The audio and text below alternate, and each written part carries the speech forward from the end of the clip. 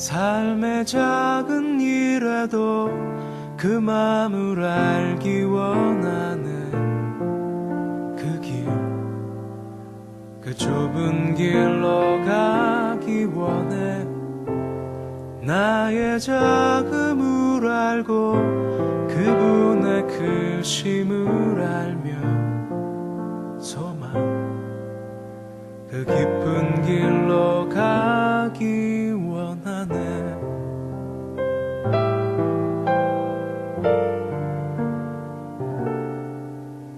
저 높이 솟은 산이 되기보다 여기 오름직한 동산이 되길, 내가 아는 길만 비추기보다는 누군가의 길을 비춰준다면, 내가 노래하듯이 또 내가 얘기하듯이 살길, 난 그렇게 죽기 원하네. 삶의 한 절이라도 그분을 닮기 원하네. 사랑, 그 높은 길로 가기 원하네.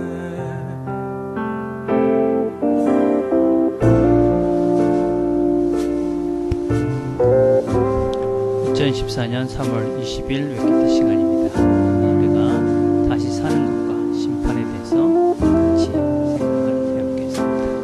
우리가 함께 듣고 있는 찬양은 내가 노래하듯이 내가 이야기하듯이 소원이라는 하나님의 찬양입니다.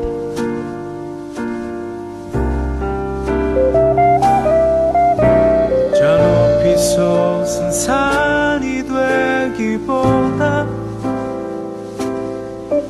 여기 오름직한 동산이 되길, 내가 아는 길만 비추기보다는 누군가의 길을 비춰준다면, 내가 노래하듯이 또 내가 얘기하듯이 살길, 난 그렇게 죽기 원하네. 삶의 한 절이라도 그분을 닮기 원하네. 사랑, 그 좁은 길로 가기 원하네. 그 깊은 길로 가기 원하네.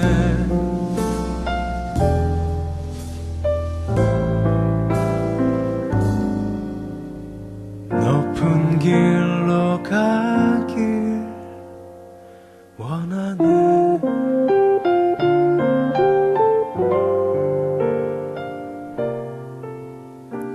하나님 아버지 감사합니다. 오늘도 저희들이 또 하루를 시작합니다.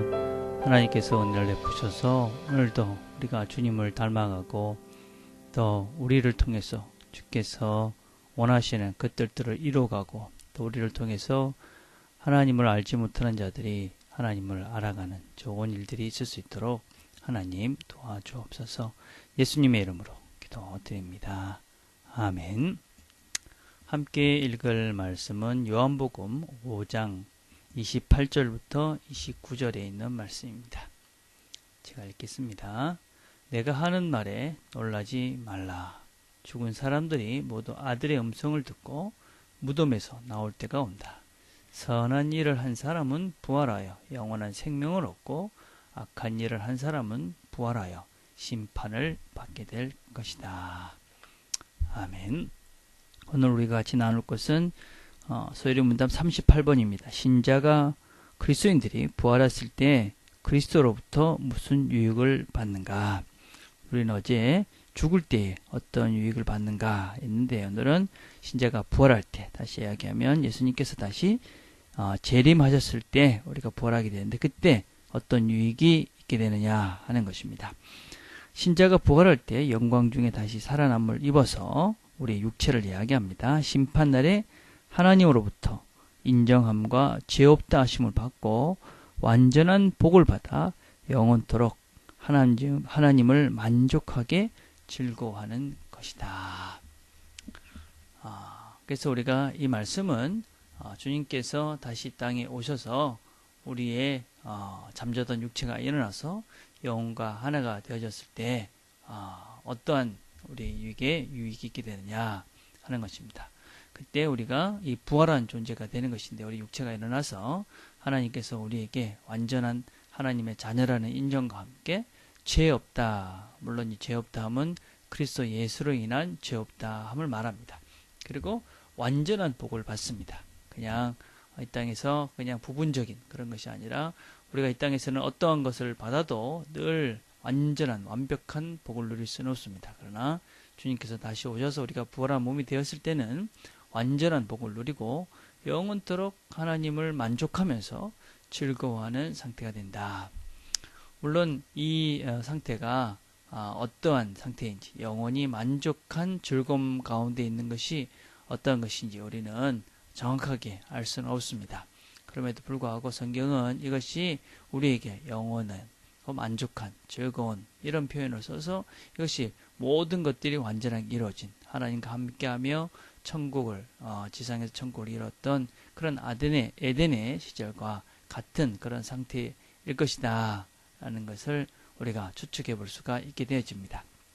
그러면 우리가 생각해 볼 것은, 먼저는 우리의 부활한 몸의 상태는 어떤 것인가 하는 것입니다.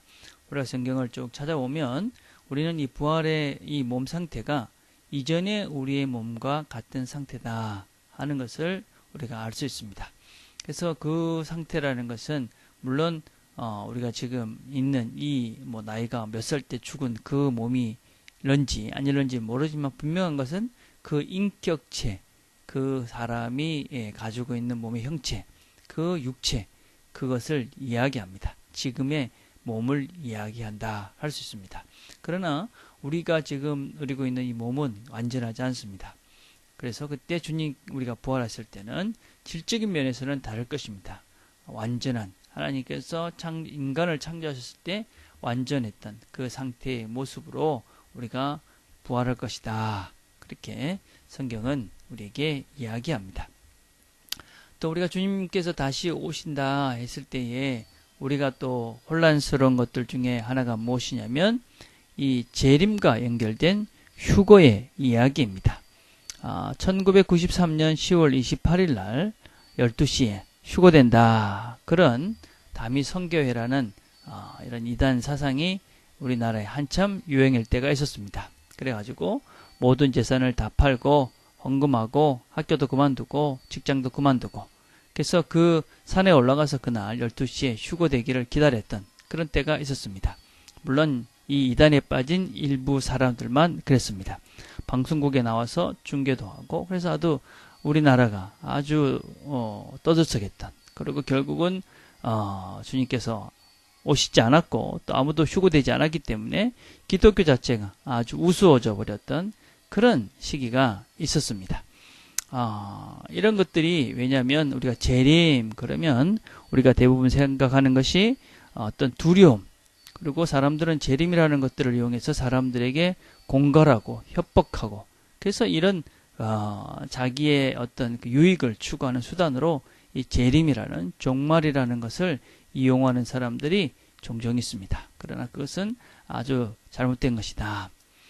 휴거라는 것은 성경이 이야기하는 한 그림 언어이지 그것을 실제적이라고 이해해서는 안 되는 것이죠.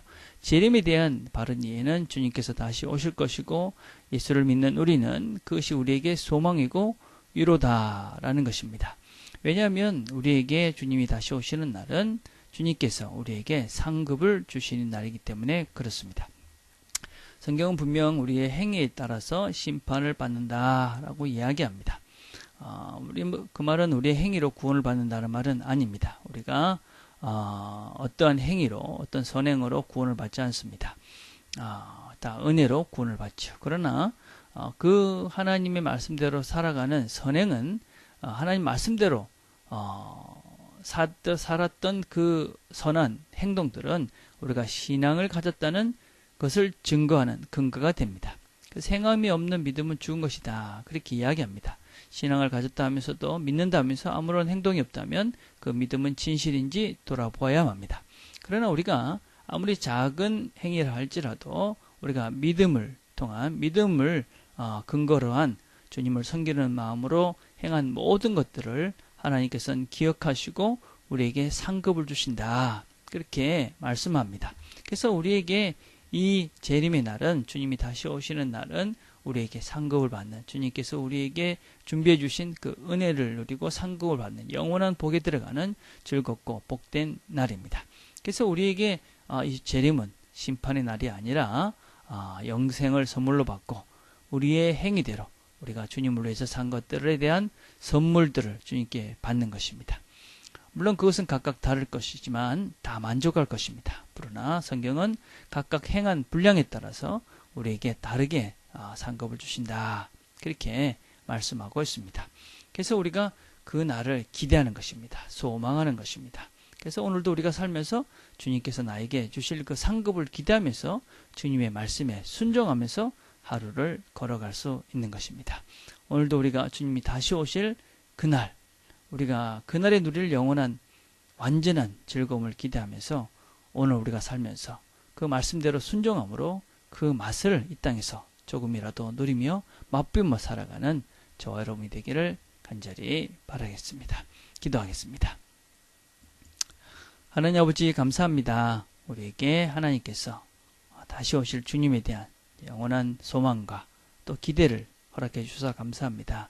주님 다시 오실 때에 우리가 받을 영원한 상급과 또 주님께서 준비해 놓으신 그 나라를 기대하며 오늘도 주님의 뜻 가운데 선한 일을 행하며 말씀 가운데 사랑하며 그렇게 순종하며 살아가는 우리 모두가 될 수 있도록 하나님 축복해 주옵소서.